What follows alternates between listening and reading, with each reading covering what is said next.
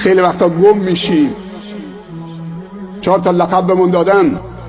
ما در اسلام تقدسگرایی نداریم. هیچ شیخی و هیچ شخصیتی نباید اجازه بده مردم خم بشن دستش ببوسن. تقدسگرایی در اسلام سبب استبداد دینی و مذهبی خواهد شد. احترام و حرمت و محبت یه چیز دیگه است، اما خم شدن، دست بوسیدن،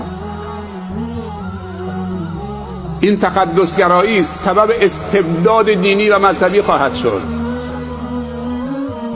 افرادی پایبند بودن، مسلمان بودن، مؤمن بودن، به جایی رسیدن که ادعای خداوندی کردن.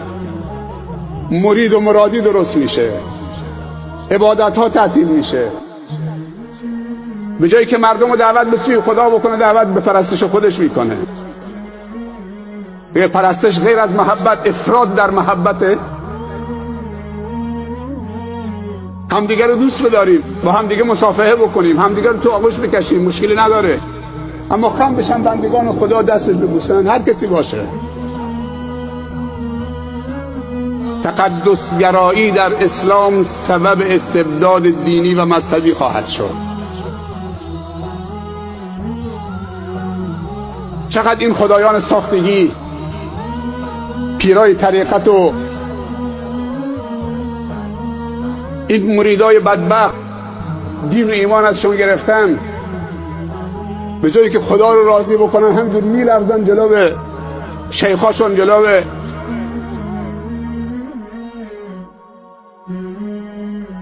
این قلب باید آزاد بشه. آزادی این قلب، این که از عبادت عباد در بیاد و به عبادت رب العباد داخل بشه. اشهد ان لا اله الا الله و اشهد ان محمد رسول الله. لا اله الا الله محمد رسول الله صلی الله علیه و سلم.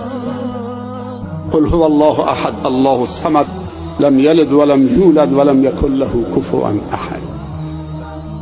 میخوای دلت بزرگ بشه؟ الم نشرح لك صدرک. قرآن دل انسان بزرگ میکنه.